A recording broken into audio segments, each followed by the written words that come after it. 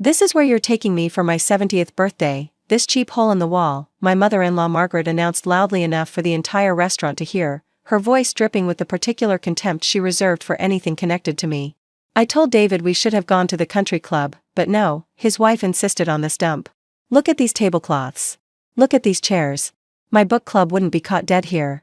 My husband shifted uncomfortably beside me while the other diners glanced our way with secondhand embarrassment, and I maintained the serene smile I'd perfected over 8 years of marriage to her son. But why did I simply nod and promise to speak with the manager, and why did Margaret's confident expression collapse into confusion when the executive chef emerged from the kitchen, kissed my cheek, and asked, "What do you want me to do, boss?" "There seems to be a complaint about the service," I said calmly. "Mrs. Patterson is unhappy with her experience." Chef Antonio Reyes looked at Margaret with professional concern. "I'm so sorry to hear that. What can we do to make your evening more comfortable, Mrs. Patterson?" Margaret was staring between us, processing the kiss, the title, the deference. "Boss," she repeated. "Did he just call you boss?" "He did."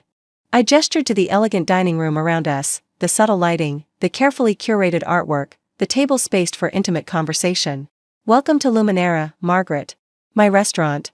The cheap hole in the wall, you've been eating it every month for 3 years without realizing who owned it." The color drained from her face. "That's impossible. You can't, you work at that little catering company. I own a hospitality group. 3 restaurants, a catering division, and a culinary consulting firm." I smiled. "The little catering company you've been dismissing for 8 years is worth approximately $12 million. This location alone has 2 Michelin stars." Margaret sat down heavily in the chair she'd just criticized. 2 Michelin stars? 2 Michelin stars. The waiting list for reservations is 4 months. Tonight, your entire party of 16 is eating for free, because I wanted my mother-in-law to experience something special for her 70th birthday. I paused. Though I'm starting to reconsider the free part. The history between Margaret and me stretched back to the moment David had introduced us. "She works with food," David had explained to his mother, the phrasing carefully vague. "A caterer?" Margaret had asked, her tone suggesting caterers ranked somewhere between house cleaners and the people who collected garbage.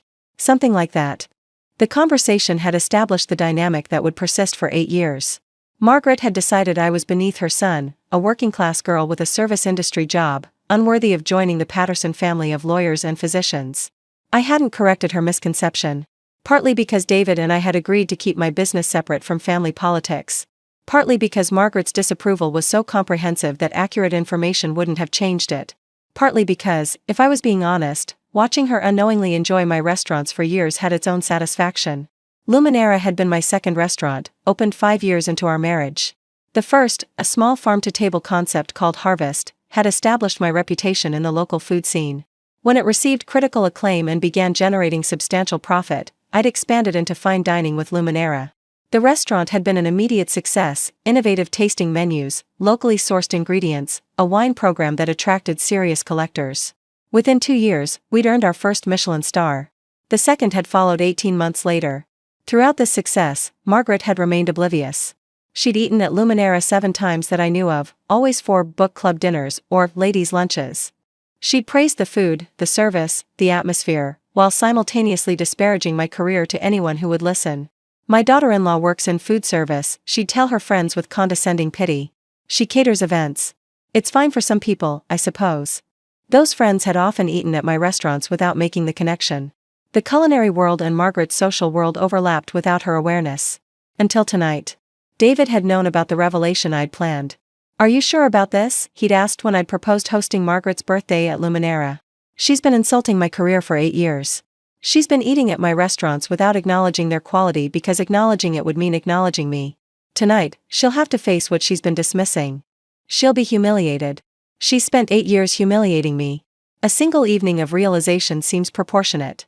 What if it damages the relationship permanently?" "What relationship?" "She tolerates me because you married me. She doesn't respect me, doesn't value me, doesn't see me as part of the family. Maybe this will change something. Maybe it won't. But I'm done pretending not to notice her contempt." David had agreed reluctantly, understanding my frustration even as he worried about the fallout. The birthday dinner proceeded with an atmosphere of stunned recalibration. Margaret's 15 other guests, sisters, cousins, longtime friends, had also been unaware of my connection to Luminera. They'd chosen the restaurant for Margaret's celebration based on its reputation, never connecting it to the daughter-in-law Margaret consistently dismissed. "You own this place?" Margaret's sister Barbara asked, looking around with new eyes. "I do. Along with 2 other restaurants and a catering company. But Margaret always said you worked at a little catering business." Margaret says many things that aren't accurate. It's not my responsibility to correct every misconception she chooses to maintain. Margaret herself had recovered enough to speak. "Why didn't you tell me? You never asked. You decided within 5 minutes of meeting me what I was worth, and you've never updated that assessment." I sat down at the head of the table, my table, in my restaurant. Every time I tried to discuss my work, you changed the subject or made dismissive comments. Eventually, I stopped trying. I would have been interested. Would you? When I mentioned opening my second location, you said, "That's nice," and asked David about his cases. When I won the Rising Chef Award, you didn't respond to the email I sent. When this restaurant received its first Michelin star, you told David it was a shame Vivian can't find a more stable career. I didn't know. You didn't want to know. That's different. The courses arrived throughout the evening, each one more exquisite than the last. Chef Antonio had designed a special tasting menu for the occasion: delicate amuse-bouches, perfectly composed salads, proteins cooked with precision, desserts that balanced innovation with comfort. Margaret ate in silence for most of the meal, her earlier complaints forgotten in the face of food that contradicted every assumption she'd made. "This is extraordinary," Barbara said after the fish course. "I've eaten here 3 times and somehow missed that it was connected to the family." "Vivian prefers keeping her professional life separate," David said carefully. "We don't advertise the connection. But the quality, Margaret, you've been here before. Surely you noticed." "I noticed the food was good." Margaret's voice was stiff. "I didn't know my daughter-in-law was responsible." "Would it have mattered?" I asked. "Would you have praised the restaurant less if you'd known I owned it?" Margaret didn't answer. We both knew the answer was yes. The cake was served after the entrees, a custom creation from my pastry chef, layers of dark chocolate and raspberry with edible flowers spelling, "Happy 70th."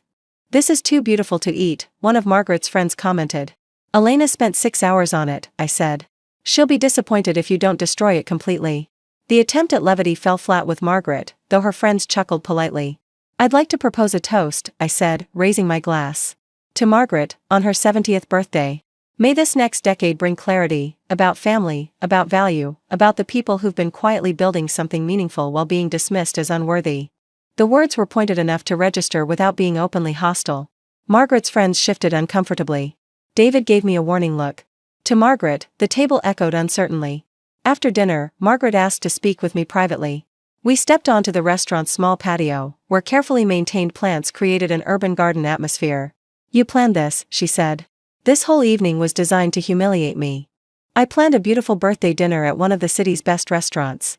You humiliated yourself by loudly calling it a cheap hole in the wall, before you even tasted the food, because I didn't know. Because you didn't look. Because you assumed that anything connected to me must be inferior. Because your prejudice against my background blinded you to what was right in front of you. I never said you were inferior. You've implied it for 8 years. Every time you asked about my little catering business with that condescending tone. Every time you suggested David could have done better. Every time you introduced me as my son's wife, without including my name. That's not. It is. I have the memories, Margaret. Every slight, every dismissal, every moment when you made clear I wasn't what you wanted for your son. Tonight was supposed to be a gift, a chance to celebrate your birthday with exceptional food and service. Instead, you chose to insult my work before giving it a chance." Margaret was quiet for a long moment. "I didn't know," she said finally. "I genuinely didn't know this was your restaurant. Would knowing have changed your behavior?" I don't know. That's an honest answer, at least." I looked out at the city lights beyond the patio. "I'm not asking you to love me, Margaret. I'm asking you to see me. To acknowledge that I'm a competent professional who's built something meaningful. To stop treating me as an embarrassment to the Patterson family." "I never said you were an embarrassment.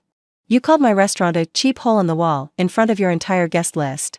You've dismissed my career as working with food for 8 years. You've suggested to David multiple times that he married beneath himself." I turned to face her. At what point does the cumulative evidence become undeniable?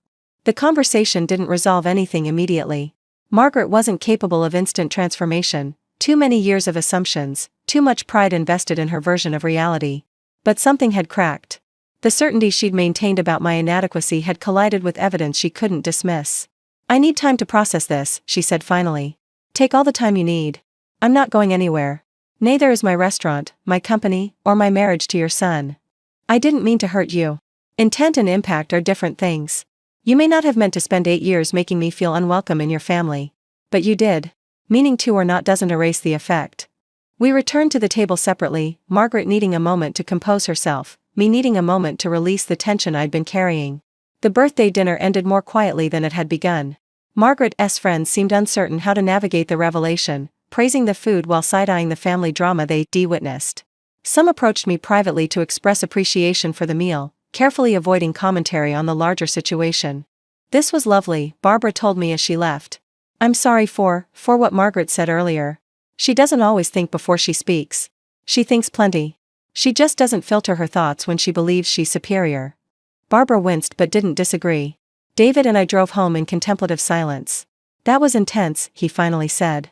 It was necessary. Was it? We could have continued. Continued what? Another 8 years of pretending not to notice her contempt? Another decade of hiding my success because it might upset her worldview? I shook my head. I've built something I'm proud of. I shouldn't have to minimize it to protect your mother's ego. I'm not saying you should minimize it. I'm saying the birthday dinner was a specific choice, a public revelation designed for maximum impact. Your mother insulted my restaurant publicly before she even sat down. The impact was already happening. I just redirected it. David fell silent again. You're angry, I observed. I don't know what I am. I wanted you to have this moment, you've earned it. But watching my mother realize she's been wrong for 8 years was uncomfortable. Imagine how uncomfortable I've been for 8 years, knowing she was wrong and being unable to correct her without causing a scene. That's fair. Is it? Because right now, I feel like you're more concerned about her discomfort than about what she's done to me. That's not true. Isn't it? You've always positioned yourself as neutral, as the mediator between us. But neutral isn't the same as fair. Neutral means tolerating her behavior while asking me to be patient. We pulled into our driveway before David could respond. I love you, he said as I reached for the door. And I'm proud of what you've built. I need time to sort through my feelings about tonight. Take the time. But understand that I'm done protecting your mother from reality. She's an adult. She can handle learning that her assumptions were wrong. Can she? That's her problem, not mine. The aftermath of the birthday dinner unfolded over several weeks. Margaret didn't call me directly, but she called David repeatedly. The conversations were audible from the next room, her voice rising and falling with emotion, his responses careful and measured. She's embarrassed, he reported after one call.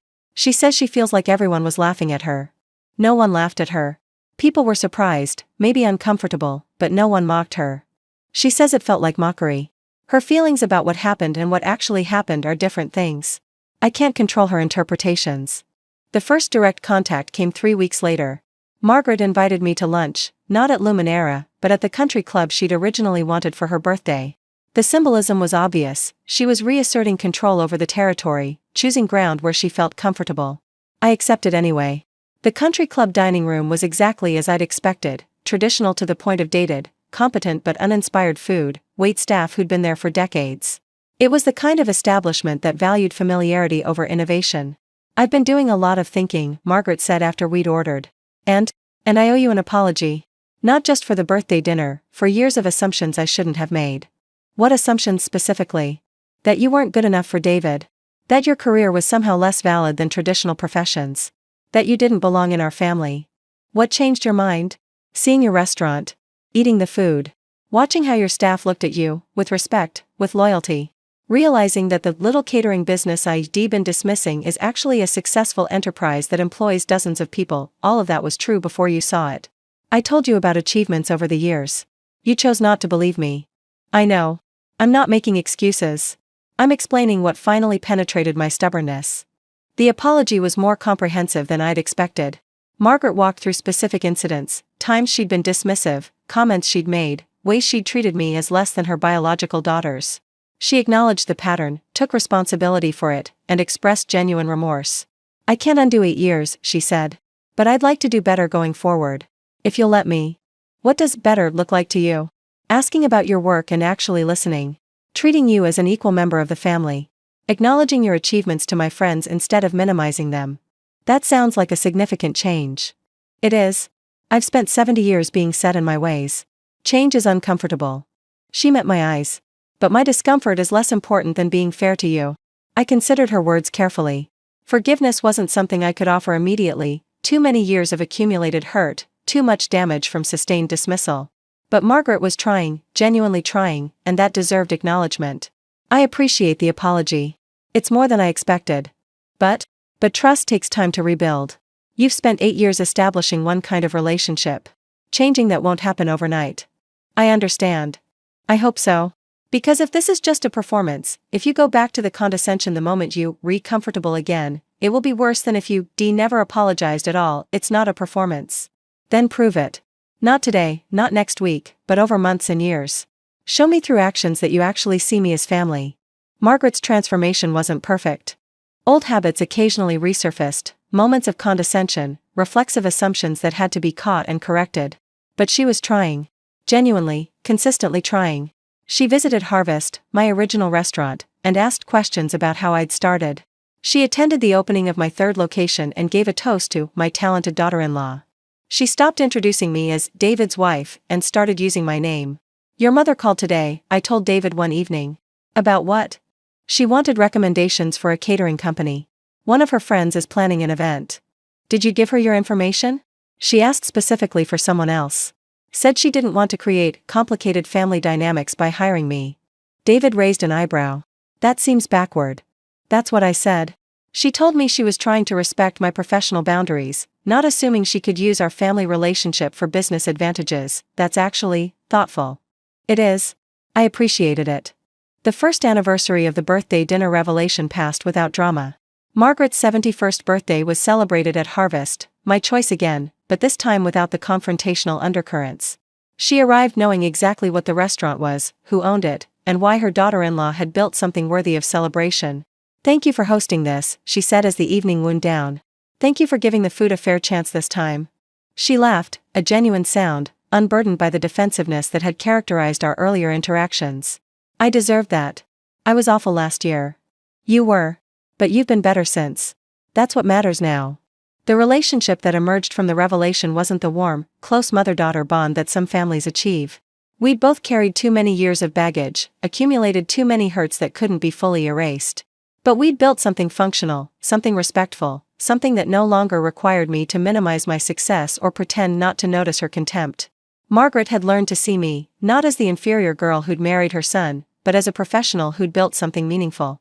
The Michelin stars, the successful locations, the employment of dozens of people who depended on my vision, all of it had finally penetrated her resistance.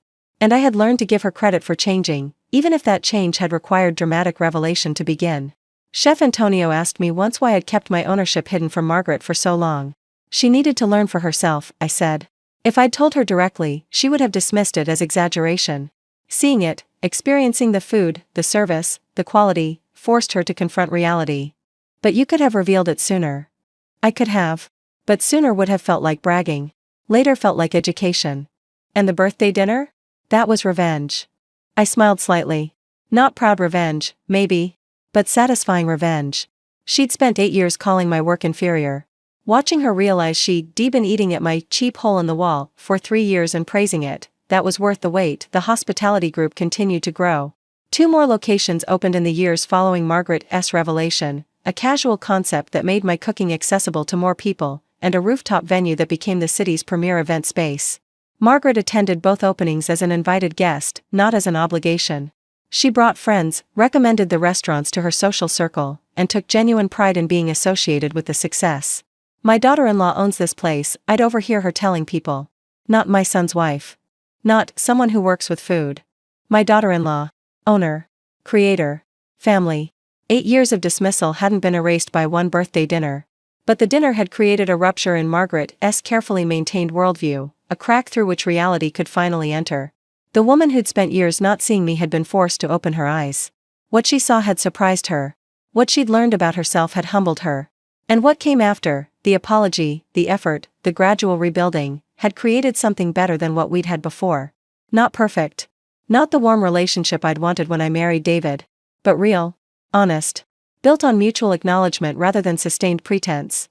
She called my restaurant a cheap hole in the wall in front of 16 guests at her own birthday dinner. She demanded to speak to the owner about the disgusting service.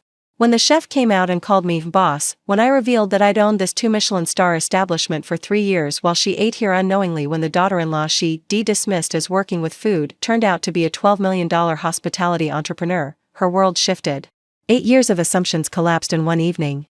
She'd been enjoying my cooking, praising my restaurants, celebrating at my venues, while simultaneously dismissing my career to anyone who would listen. The revelation wasn't kind. It was necessary. And what came after, the apology, the effort, the gradual recognition that I'd always been more than she allowed herself to see, was worth the 8 years of waiting.